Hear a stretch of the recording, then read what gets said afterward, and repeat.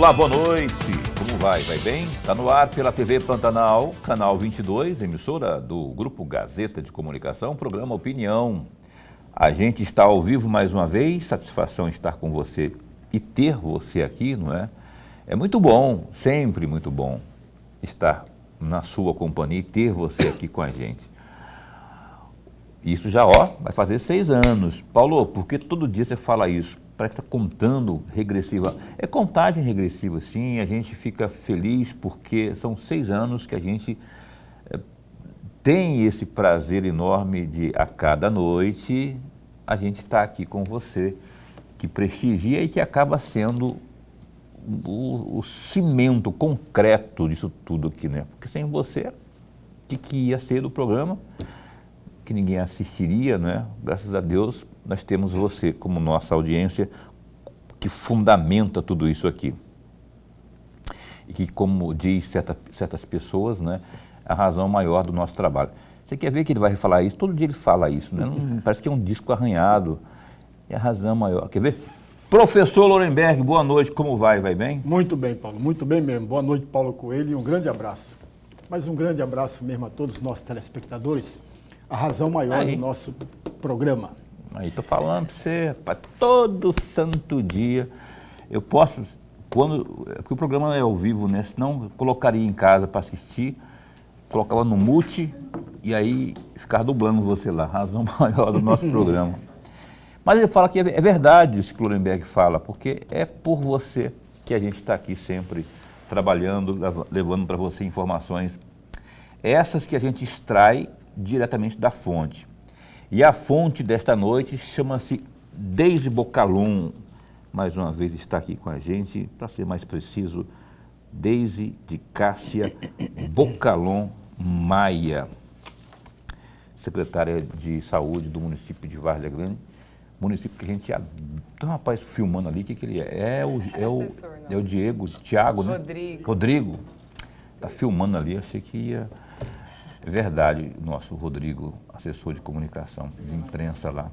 Pode ficar à vontade, estou brincando, ele já ficou todo ali.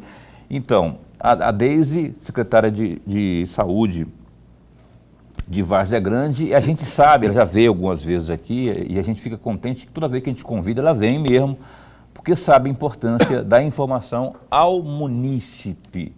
E, felizmente, como eu dizia antes, nossa audiência é muito forte, né? Em Várzea Grande não é diferente, por isso que a gente fez questão de convidá-la mais uma vez. Tem tanto assunto, menino, que eu vou começar, sabe, porque a questão da cirurgia bariátrica suscita vários tipos de perguntas, de questionamentos. A nossa Caroline, nossa produtora aqui, colocou uma aqui para eu fazer para você. Como a Caroline que manda aqui no programa, eu vou abrir com uma dela, porque senão ela vai falar mal pro Dorileu. Recentemente aí a secretaria admitiu que a fila de espera para cirurgias bariátricas chegou a 360 pessoas. Quais serão as ações imediatas para reduzir essa fila? Há previsão de cronograma para a realização dessas cirurgias, cara secretária? Boa noite, muito bom tê-la aqui. Boa noite, Paulo. Boa noite, professor Lorenberg. Um prazer novamente estar aqui com vocês e esclarecer um pouquinho, né, das ações, do que a gente está pensando para Várzea Grande, para o munícipe de lá, as melhorias e também ainda as dificuldades, né, que nós temos bem importantes de serem relembradas. Sobre a cirurgia bariátrica, Paulo, é importante a gente lembrar que há menos de 1 ano atrás, esses procedimentos não eram realizados pelo município de Várzea Grande. Eles eram realizados no município de Várzea Grande, mas sob responsabilidade do governo do estado no Hospital Metropolitano. Então, o único hospital que era referência em cirurgias bariátricas, né, na linha de cuidado da obesidade, era o Hospital Metropolitano, que fica em Várzea Grande, mas atendia o estado todo. Então, quando nós iniciamos esse projeto no Hospital Santa Rita, através do programa Fila Zero do Governo do Estado, que acontece? As pessoas que estavam na fila do metropolitano pediram para migrar para a fila de Várzea Grande, porque a gente estava, de certa maneira, chamando os pacientes, porque a fila era menor, nós não tínhamos fila, né? Nós iniciamos o programa com 3 pessoas, 4 pessoas na fila, porque essas filas todas eram lançadas na fila estadual. Então é importante a gente lembrar que existe uma fila de Várzea Grande, uma fila de Cuiabá e uma fila do governo do estado, uma fila estadual. Então esses pacientes estavam na fila do Hospital Metropolitano. Quando as cirurgias começaram a ser realizadas lá no Santa Rita, muita gente migrou e a gente trouxe os nossos pacientes para assumirmos isso.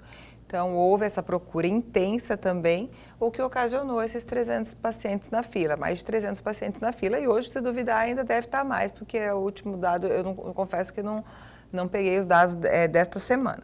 Então, todas as vezes que um programa começa a dar certo, a procura aumenta.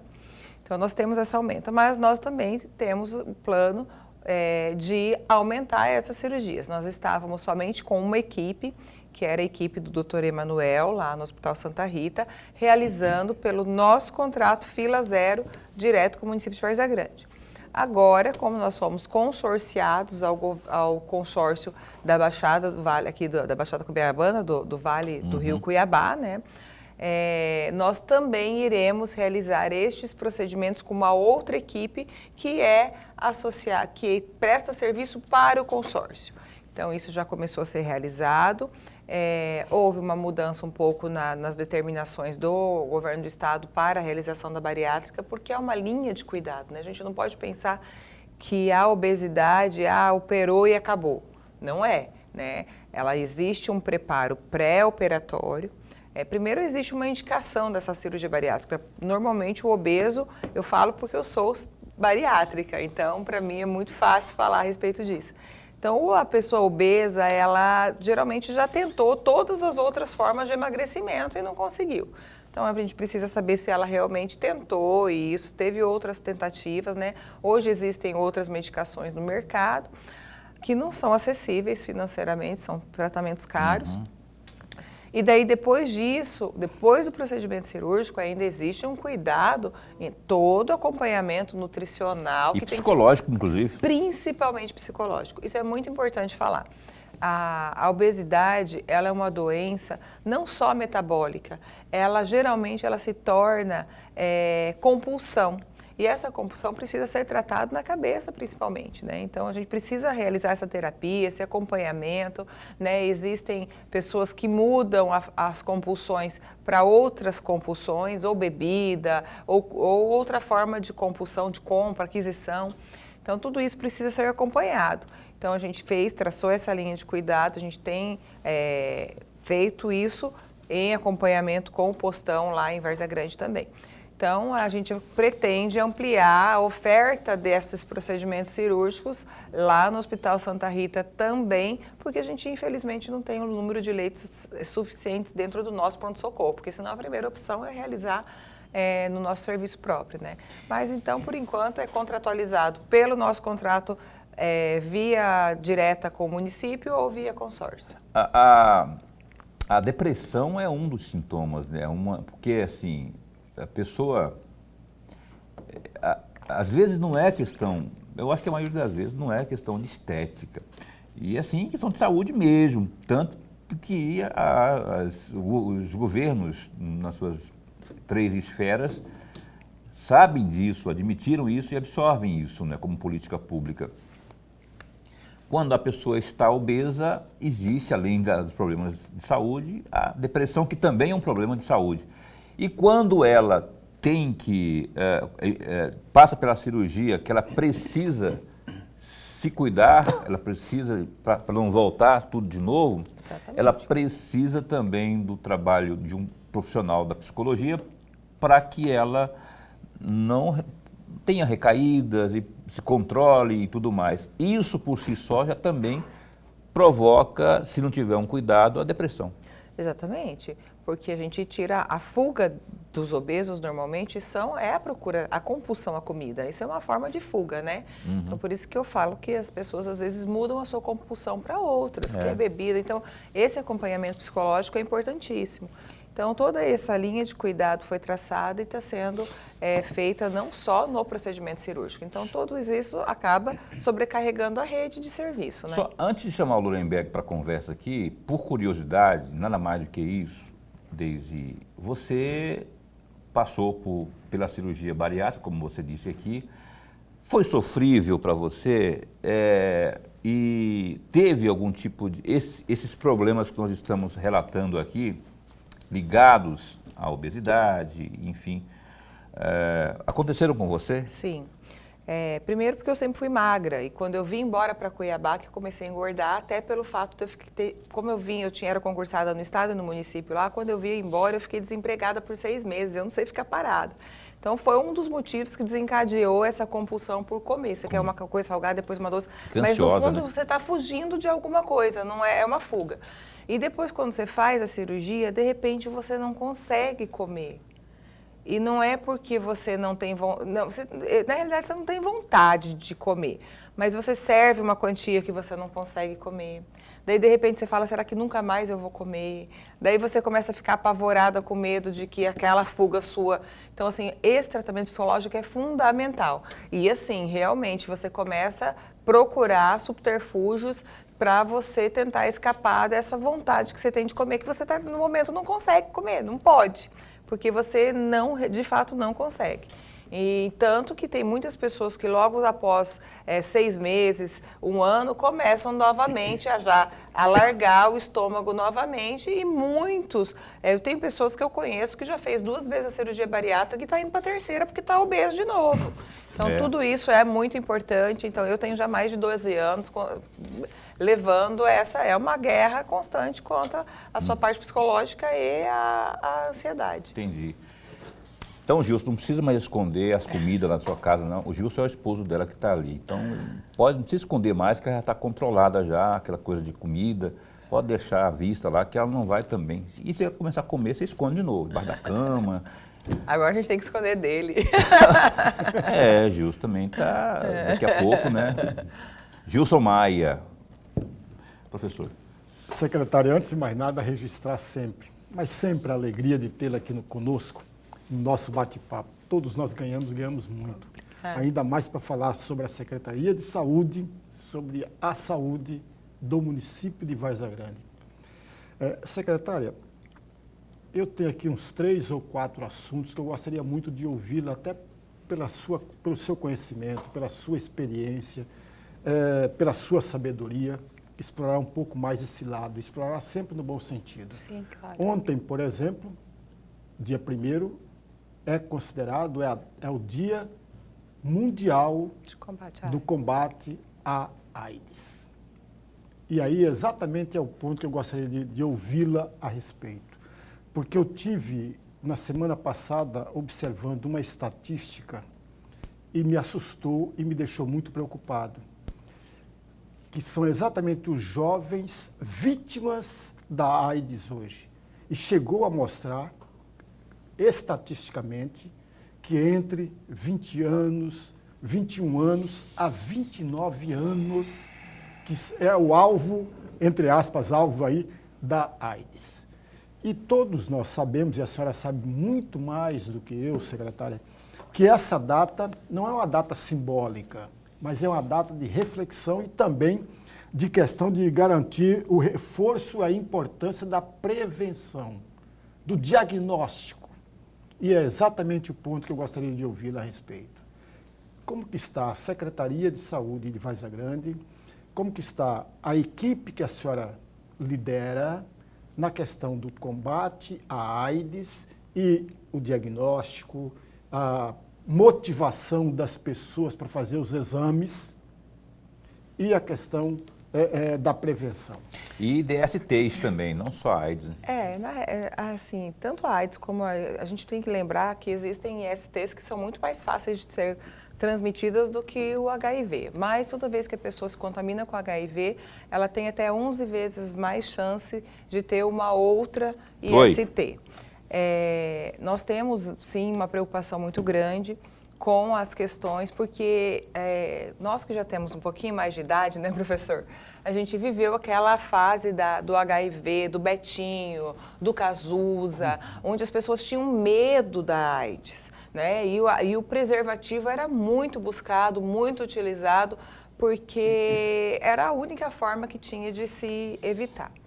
Hoje em dia, nós temos alguns programas do governo federal, do Ministério da Saúde, que, de certa forma, deixaram um pouco mais relaxado essas questões de preservativo, que é, por exemplo, o PrEP e o PEP, né? O PrEP é uma terapia pré-exposicional, ou seja, esse mês eu quero transar sem preservativo, quero aprontar. Eu vou lá, me cadastro, converso, falo com a equipe do SAI, né, do nosso serviço especializado, e eles me dão um antirretroviral para eu tomar por um mês, para eu usar, não precisar usar preservativo e fazer o que eu quiser. Existem linhas de pensamentos divergentes, né? Eu quero deixar isso muito bem claro, isso é uma posição minha, que eu acho que isso, de certa forma, favoreceu o esquecimento do preservativo. A despreocupação com o preservativo. A despreocupação com o preservativo. Porque a gente sempre, eu trabalhei muito com HIV desde 2010, 2011, quando eu fui para o Estado, quando veio minha cedência, para que eu trabalhei na vigilância epidemiológica do Estado, justamente com IST/AIDS. Rodei o Estado de Mato Grosso, dando capacitações a respeito da testagem rápida, que hoje é algo que eu acho assim, maravilhoso, que principalmente na transmissão vertical do HIV da gestante, que evita, porque a gente tem metas para cumprir da realização da testagem rápida, e ela tem um percentual de acerto muito grande, 99,9% é a questão do assertivo da testagem rápida. Então, eu tenho, lógico, as recomendações, eu preciso fazer com 2 testes de marcas diferentes e tal, mas eu consigo fazer isso de forma rápida. A gestante chegou, foi cadastrada, a indicação é no dia do cadastramento eu já realizar o teste rápido na gestante, para já começar, né, os cuidados para evitar a transmissão vertical. Só que esses testes não são liberados só para a gestante, então eles estão em todas as unidades básicas de saúde, liberados para qualquer um da população que tiver interesse em conhecer a sua situação sorológica e ir lá e realizar o teste de HIV, hepatite B, hepatite C e sífilis. Sigiloso, não precisa se preocupar com isso. Extremamente sigiloso, é você e o profissional que está na sua frente. Eu falo isso porque muita gente tem preocupação, nossa, eu vou lá e vai que... Aí todo mundo, não, o pessoal é altamente profissional e é altamente sigiloso, exatamente. Então não se preocupe com isso. Isso, exatamente. Então a gente tem sim, infelizmente os dados estão corretos, professor, é uma realidade nossa no município de Cuiabá, no município de Várzea Grande, que os índices estão aumentando de forma exponencial justamente nas pessoas jovens, porque eles não viveram a fase da AIDS que nós vivemos, das pessoas morrerem e morrerem muito, de ter uma ala do hospital específico para quem era HIV, né, de ter aqueles cuidados redobrados. Não existe mais isso. Hoje em dia, a terapia retroviral evoluiu muito. A pessoa que vai para balada, que tenha... Você nunca vai saber. Quem olha hoje, rosto, cara, não tem cara de AIDS mais, né? Isso é bom, claro, isso é bom, porque a terapia evoluiu muito. Mas isso as pessoas não têm mais essa conscientização de que eu preciso me cuidar, porque essa é uma doença que não tem cura. Existe um tratamento, mas existe um tratamento que é pesaroso, né? Ele é um tratamento que tem vários efeitos colaterais, né? Tem efeitos colaterais. E eu preciso ter um cuidado para o resto da minha vida, em todos os sentidos. Então, isso é muito preocupante realmente. A gente tem trabalhado ações educativas, muitas vezes com os caminhoneiros, muitas vezes... Grupos de risco. Grupos... Se bem que eu não sei... Hoje já não existe mais... Hoje a população é vulnerável. Você não pode dizer que é só naquele grupo de risco, não existe mais isso. Mas os caminhoneiros estão acima, porque devido ao seu... Ficar muito tempo longe de casa, muitas vezes não é casado, tem muita garota de programa em postos, né? A gente sempre faz esses trabalhos também nos postos, então realmente é muito preocupante. As garotas de programa são grupos de risco, só que eu vi um dado também de que elas são as que mais se cuidam. Por incrível que pareça, a gente tem também esses dados, elas se preocupam bastante com o autocuidado, né? Mas depende muito também do nível de educação que cada uma teve, de preocupação, de autocuidado, né? Tem pessoas que, infelizmente, que já deixaram de vontade de viver e acabam fazendo até propositalmente isso. Então, tem todos os tipos de gente. Pois é, isso é altamente perigoso, né? Para si próprio e para as pessoas que circundam, com as quais você se relacionam, não é? Afetivamente, sexualmente, enfim. Esse toque Cazuza aqui, tem aquela música do Cazuza, Ideologia, meus heróis morreram de overdose. No meu caso, os meus heróis morreram de AIDS. Cazuza, por exemplo, adorava, e adora até hoje, né, a obra dele, morreu de AIDS. Renato Russo, idem, adorava e adora, da Legião Urbana, morreu de AIDS. Aí, overdose, aí já é outra questão também, mas muitos também se foram, que eu adorava, e trocaram os pés pelas mãos, infelizmente. Então, assim, se eu pudesse dizer alguma coisa... Se cuidem com preservativo. Não se despreocupem, né? Porque esse negócio de retroviral, não sei o quê, isso pode causar uma certa sensação de despreocupação. Mas não se despreocupem, porque o perigo ronda ao lado e às vezes mais perto do que você imagina. Ainda mais, como disse aqui a gloriosa Daisy, não existem mais grupos de risco assim, pode estar aqui do lado. Então, muito cuidado. Antes de ir para o intervalo comercial, rapaz, eu tenho que falar todo dia isso aqui, não é porque me obrigam não, é porque eu gosto de falar, porque é algo que está acontecendo já, há 28 anos, o Grupo Gazeta de Comunicação realiza o Natal da Solidariedade.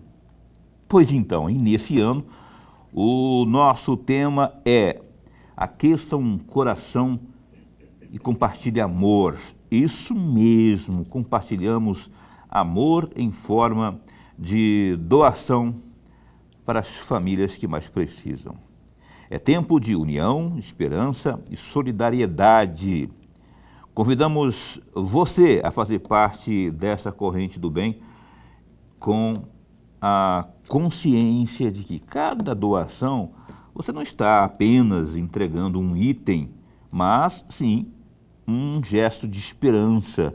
Você pode ajudar contribuindo principalmente com alimentos não perecíveis como arroz, feijão, macarrão, óleo, açúcar, café e enlatados, brinquedos, roupas e calçados em bom estado e limpos para que possam ser usados de imediato.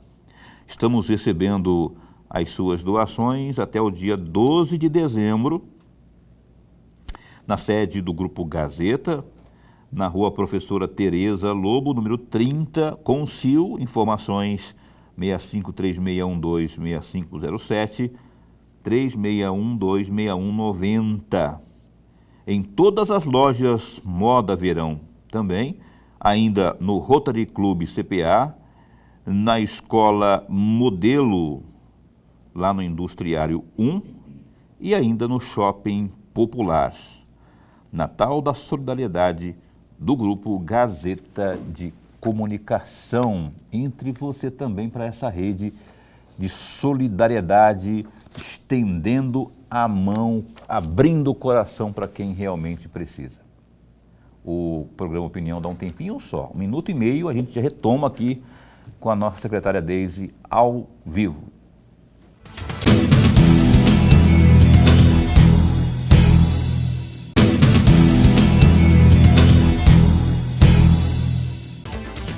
Eis que estamos de volta. Você está assistindo ao programa Opinião. Eu quero mandar um abraço para o Gilberto Figueiredo. Estava conversando com o Gilberto, secretário de Estado de Saúde, não é? Hoje pela manhã. O Gilberto estava doente. Ele teve pneumonia, rapaz. Esses dias aí, ainda está se recuperando, não é? Mas estava tossindo. Falei, Gilberto, se cuida. Porque casa de ferreiro, espeto de pau, tem que se cuidar, não é? E ele falou que era resquício da Covid ainda, né?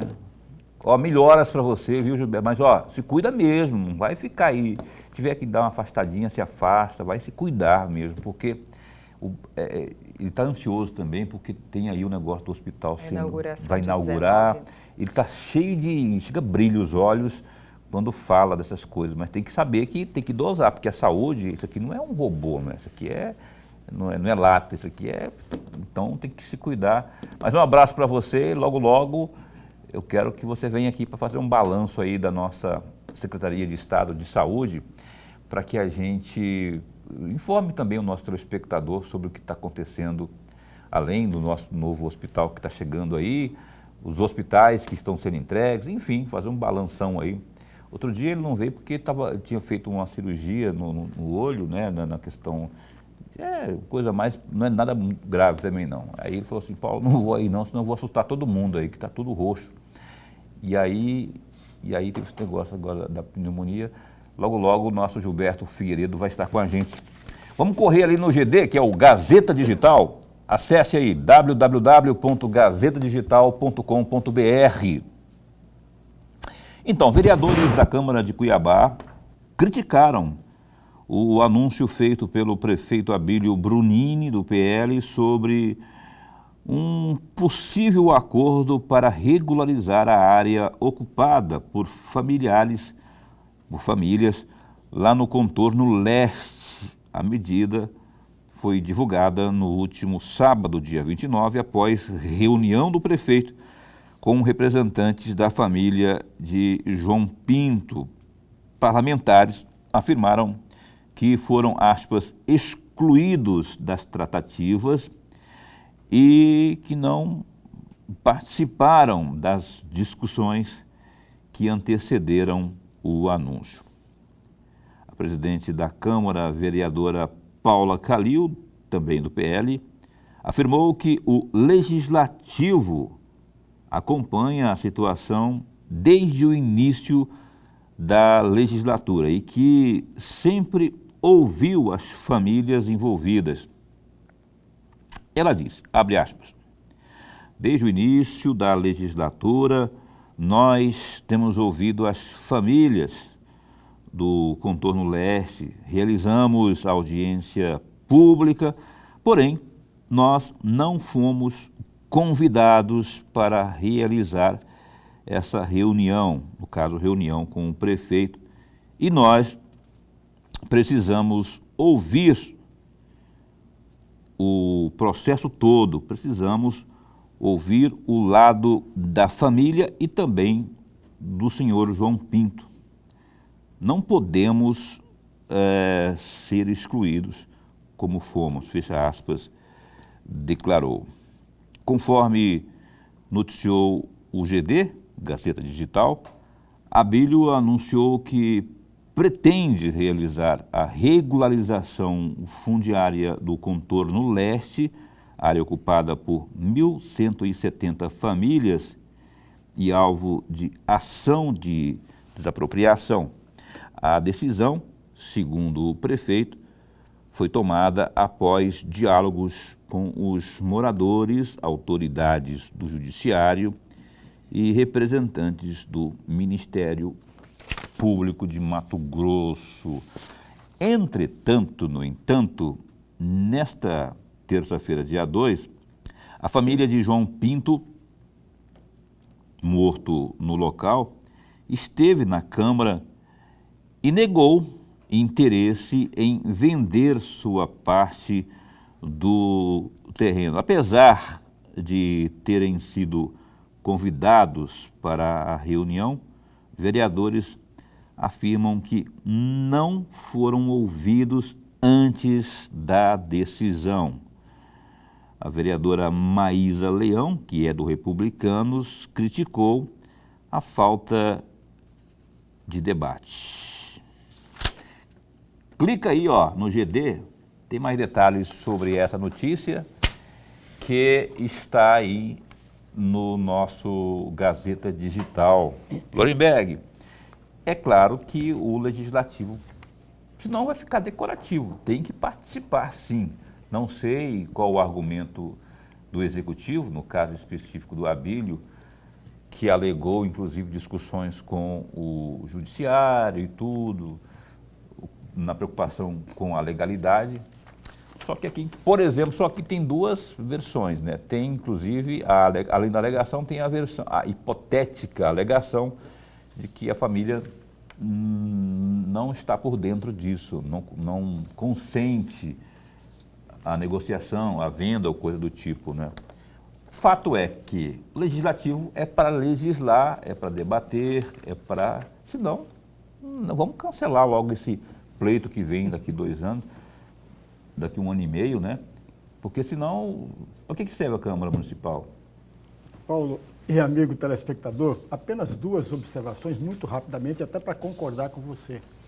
A Câmara, de fato, tem a sua tarefa, que é imprescindível em uma administração, ainda que ela tenha posicionamento contrário ao Executivo. Não é o caso, mas ainda que tenha um posicionamento contrário, ela é imprescindível, até para ajudar a própria administração.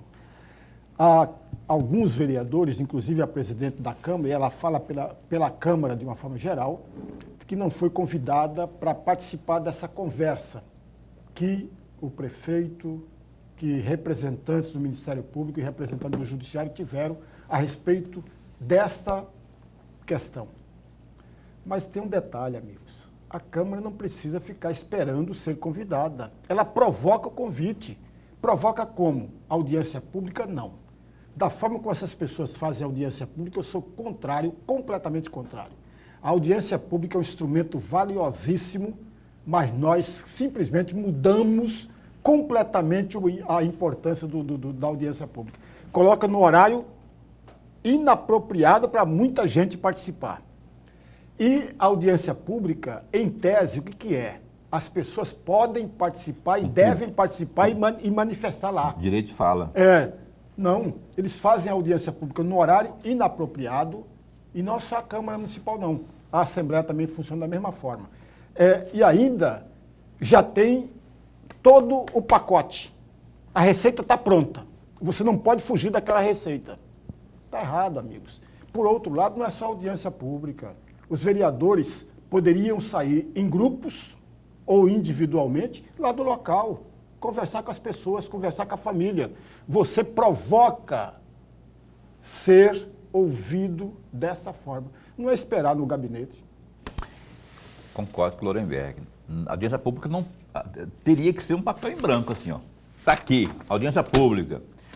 Seu Lorenberg, o que o senhor acha dessa... tá. Se é alguma coisa propositiva, vamos colocar aqui. Depois debate, vê a viabilidade, inclusive jurídica, e discute, depois vai à votação. É assim que se discute. Ideias, absorve-se ideias, né? Eu já vi muita audiência pública dar certo por conta das ideias que ali surgiram e depois transformaram-se, inclusive, em lei. Agora, audiência pública para... sim, senhor. Aí também não, né? O Lorenberg tem razão por conta disso. E em relação ao horário, também, porque as pessoas trabalham durante o dia, né? Agora você vai fazer... É que nem o dono do restaurante fechar na hora do almoço. Não funciona.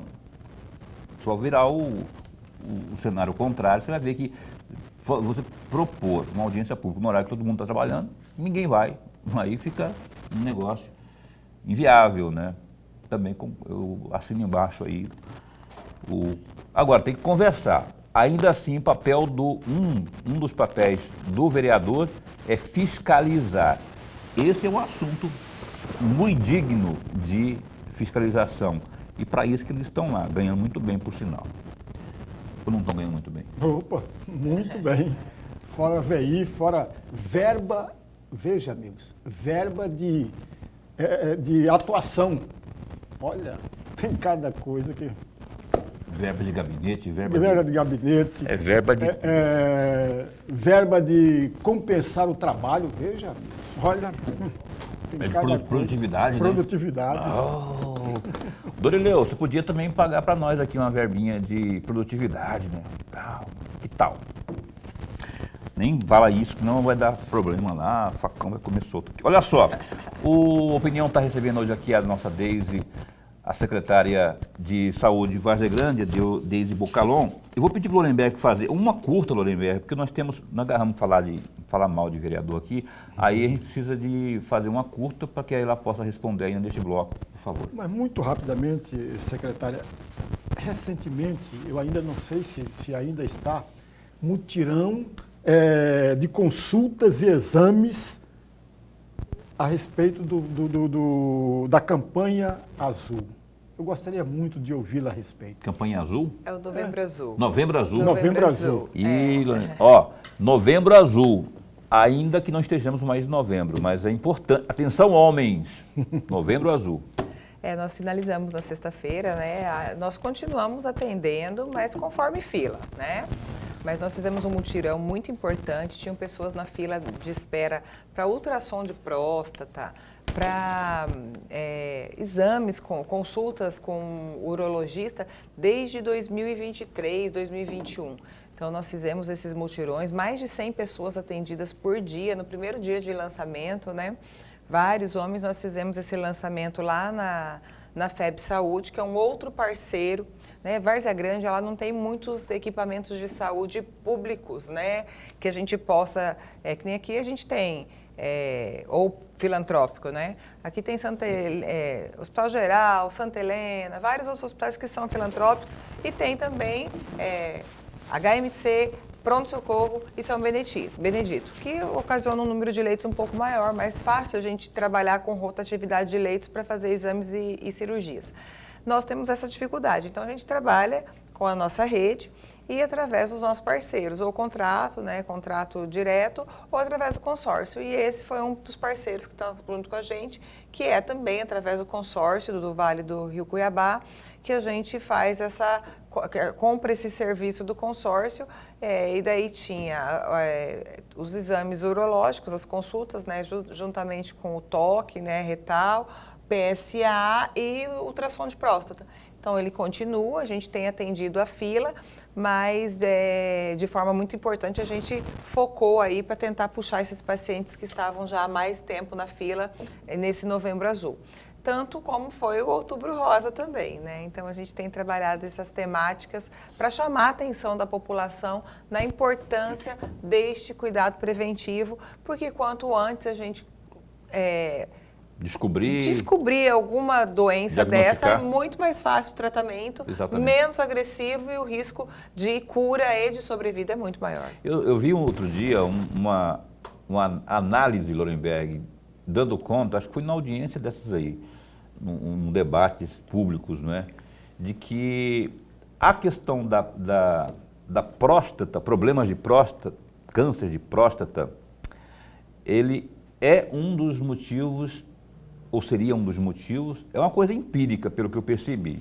Eu não sei se existem dados científicos a respeito, de que esse é um dos fatores que causam problemas de relacionamento familiar, agressão verbal, porque isso atingiria o marido, né, psicologicamente, deixaria ele muito... E isso acaba provocando, como autodefesa, ele atacando e ele brigando muito. Eu vi lá no Tribunal de Contas, eu vi uma conversa nesse sentido, assim, pela análise que a pessoa fez, fazia sentido sim, não é? Agora, volto a dizer, meio empírico, porque ela não apresentou, assim, dados que, né, de acordo com a organização, com a entidade tal. Só que eu comecei a avaliar porque isso causa problemas, inclusive, na relação íntima do casal. E aí pode, por consequência, causar essa reação aí no relacionamento, né, com brigas, com desentendimentos, etc. A nossa Deise continua com a gente, vou ter que ir ali para um breve intervalo comercial. É coisa muito breve, breve mesmo, como eu disse. 1 minuto e meio a gente retoma aqui.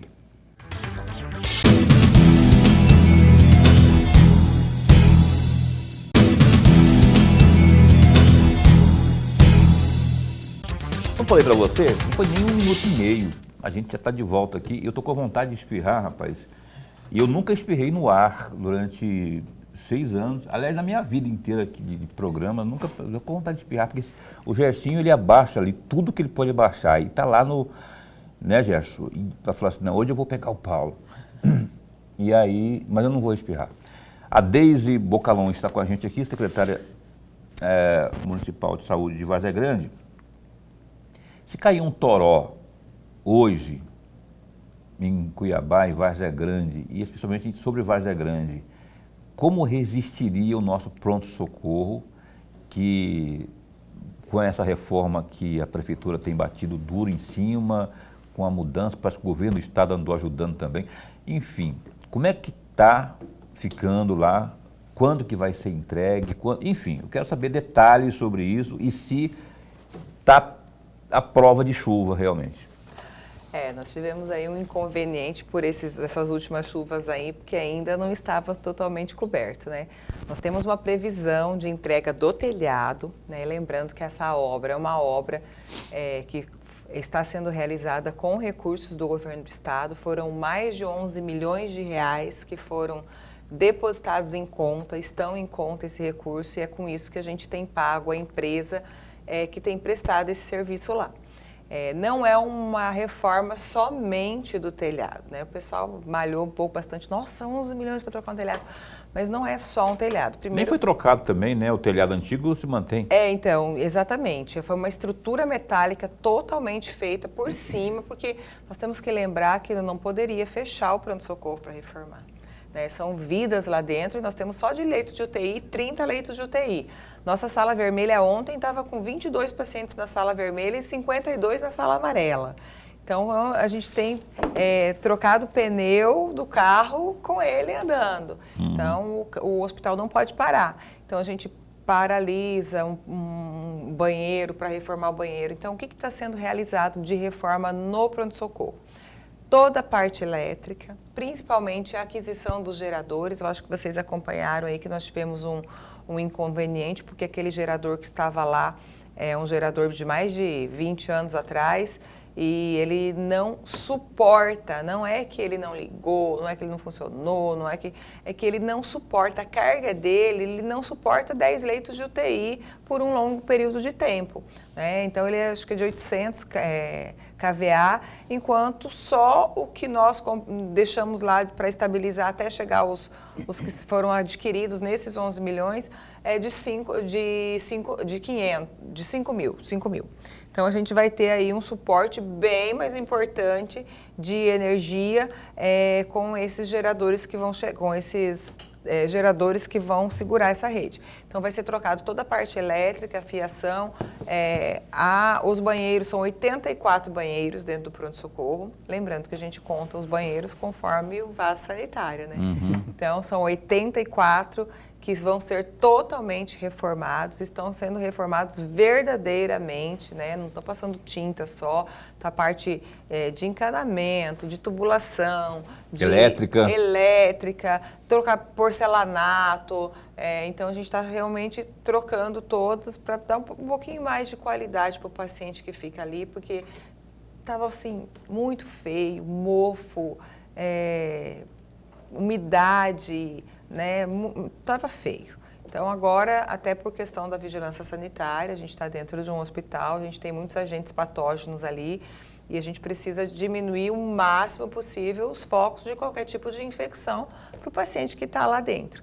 Então, a gente está fazendo isso. Até dia 15 de dezembro é a previsão da entrega do telhado por total e daí a gente precisa fazer algumas reformas internas por alguns apontamentos da vigilância sanitária, porque nós temos pleiteado no Ministério da Saúde a habilitação de alguns serviços, né? A de ortopedia de alta complexidade é uma. Então, eu recebo um recurso insuficiente do Ministério da Saúde porque eu faço um serviço que não é habilitado. Mas, para eu poder receber essa habilitação, existem algumas regras e algumas portarias que eu preciso cumprir. E preciso do alvará e da visita da vigilância sanitária. Então, a vigilância nos apontou algumas readequações internas que precisam ser feitas. Para isso, nós pagamos uma arquiteta que estão fazendo as builds e essas builds vão nos oportunizar a ficar de acordo com o que a vigilância pede para a gente habilitar esses serviços e, consequentemente, receber esse aporte de recursos do governo federal e cofinanciamento do governo estadual. Então, essas mudanças internas vão ser uma outra fase da reforma que vai ser a partir do ano de janeiro, do ano que vem. Então, o telhado dia 15 de dezembro, então, Se será Deus entregue quiser. aí, tá? Com chuva ou sem chuva. Sim. Ainda mais se, porque a gente não fica empolvorosa, né? A Luzimari Pedroso está perguntando aqui se lá no pronto-socorro está tendo serviço de ortopedia, porque cirurgia, falou de cirurgia aqui também, né? Porque teve uma prima dela que caiu de moto, se esfacelou, machucou bastante o joelho, principalmente, né? Tornozelo, e ela está perguntando se lá tem... E foi lá em Várzea Grande, no Cristo Rei. Ela está perguntando se lá está tendo esse tipo de atendimento. Graças a Deus, depois de junho para cá, a gente tinha enfrentado um problema muito, muito grande mesmo, filas de espera nos corredores, pacientes há 20, 18, 30 dias aguardando uma cirurgia, e a gente tinha esse problema, esse gargalo.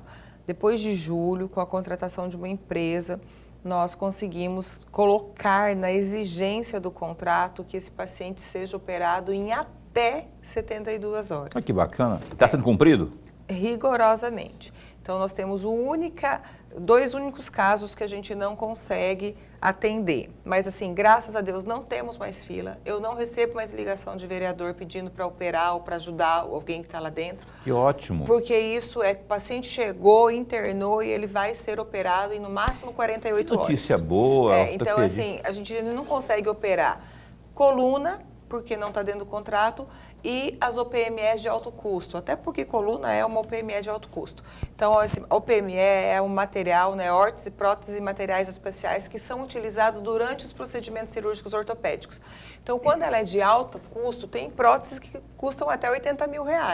Então, esse custo, o município de Várzea Grande não consegue arcar. Então, quando é um casos específicos assim, daí a gente aguarda a transferência para o Hospital Metropolitano. Mas isso são raras exceções, porque essas OPMEs mais caras geralmente são utilizadas em pacientes já crônicos, eletivos, né? Os pacientes de urgência e emergência usam muito a tabela SUS, que é o que a gente tem no nosso contrato. Então, a gente não tem problema, os pacientes de fato estão sendo operados em até 72 horas. Que ótimo. Olha só, isso é muito bom saber disso, Eu né? acho que é uma grande vitória que Várzea Grande uma teve. excelente notícia, excelente conquista, né, da gestão da Flávia Moretti na parte da saúde, né? Ter ali, 72 horas para a pessoa ter o atendimento, inclusive cirúrgico. Professor.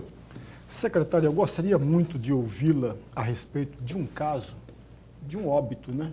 Agora, muito recentemente, de uma mulher que morreu intoxicada de metanol.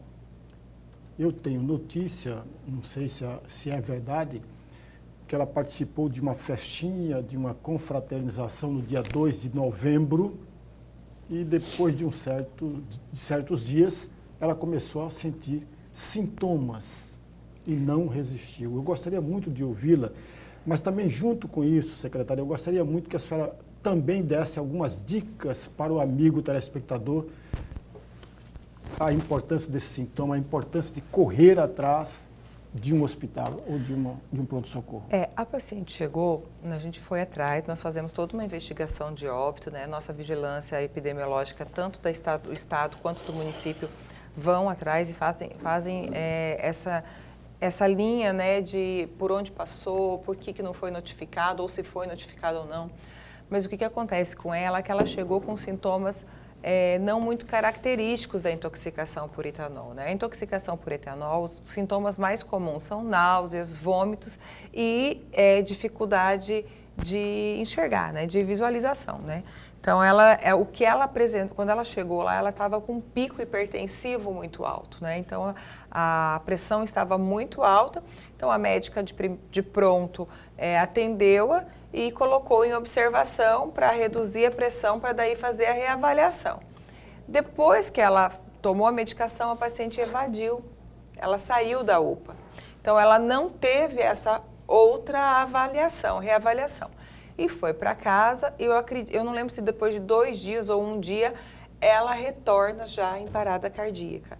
Então, é muito importante esses cuidados. Primeiramente, né, a gente tem que saber que nós estamos numa fase numa época em que tem essa problemática e que a gente precisa evitar a ingestão de bebidas destiladas, principalmente de procedência que a gente não tem muito confiança. E é bem difícil a gente dizer o que a gente tem confiança, porque parece que foi comprado numa determinada rede de mercado muito famosa. Então não foi assim numa conveniência, num lugar de esquina. Não, foi num lugar de bastante confiança, né, de toda a população. Então é muito importante evitar a bebida destilada nesse momento. A gente sabe que por mais que tenha falsificação das garrafas da cerveja, ainda o índice maior, ela teve ingestão de muita cerveja, mas ela ingeriu uísque também. Então a gente acredita que tenha sido esse uísque o contaminado. E quando você sentir qualquer alteração, principalmente visual, que procure rapidamente a uma unidade de saúde, principalmente unidade de pronto atendimento, e verbalize essa ingestão para que os profissionais possam desconfiar disso e já solicitar o antídoto. Nós temos o antídoto disponível na rede, mas para isso precisa ter ao mínimo os sintomas ou então a fala do paciente, né, na anamnese, que ela ingeriu uma quantidade importante de álcool para que o profissional lá, o médico, possa pensar, porque são sintomas bem tem que ter confusos, né? Um AVE, né, um acidente vascular pode ocasionar também esses mesmos relatos. Então, o que é de mais importante? O histórico de ingestão de álcool. Então, assim, visão turva, pico alto de pressão arterial, então já são sinais.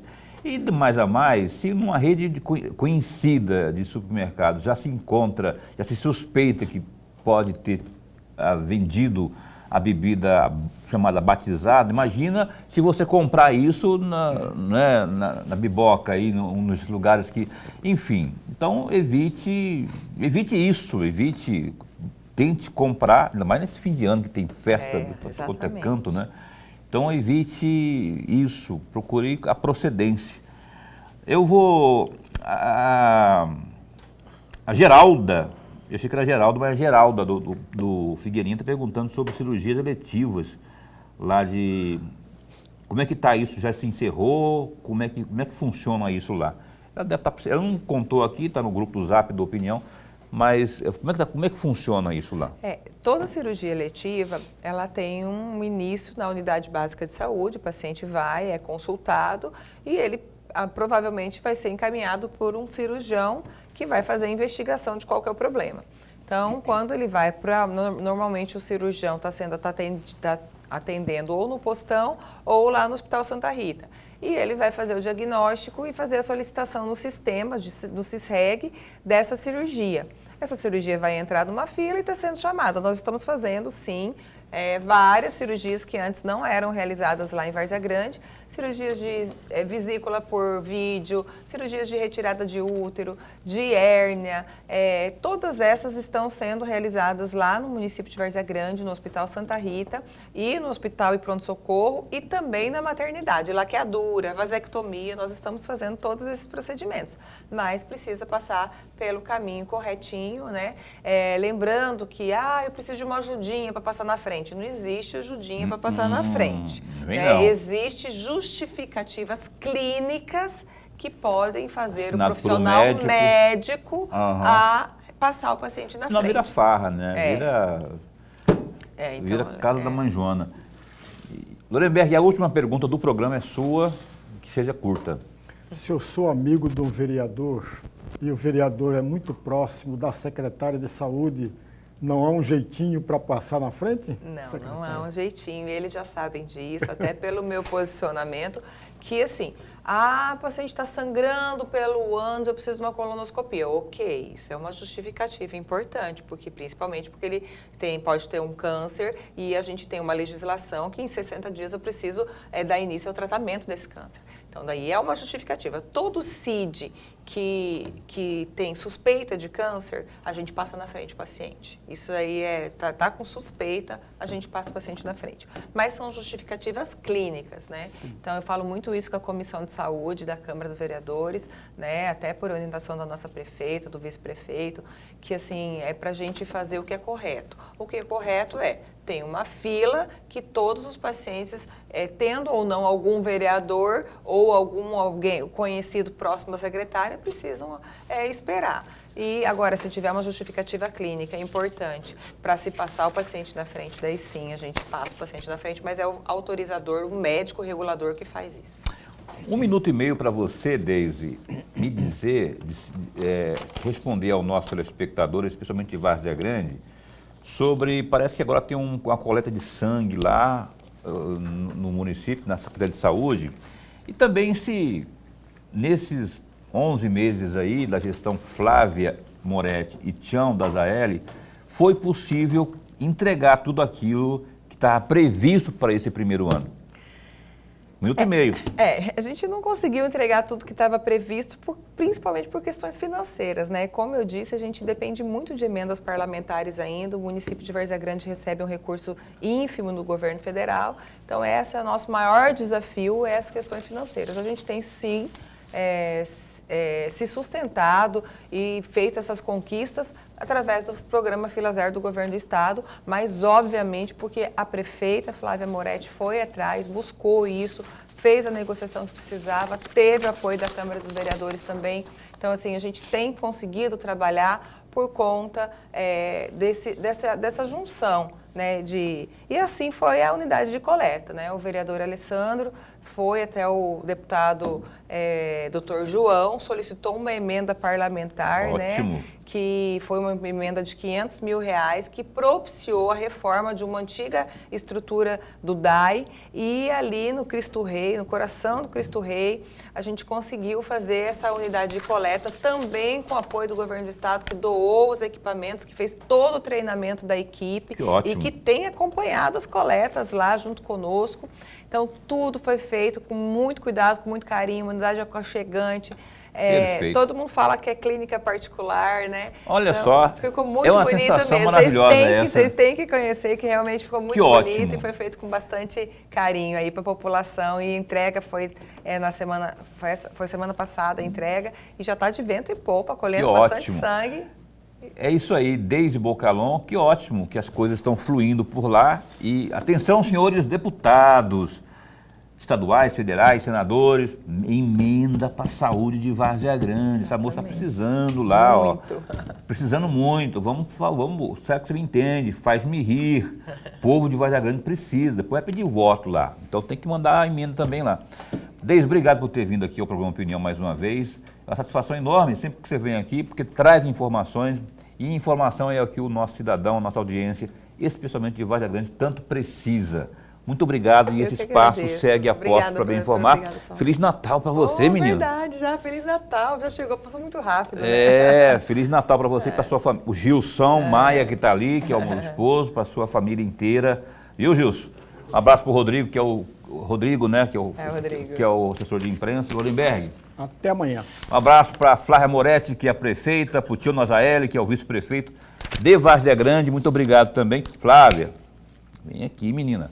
Esperando você, Amanhã a gente entrevista o vereador por Cuiabá, o Rafael Ranali, ao vivo às 19h30. Então a gente espera por você.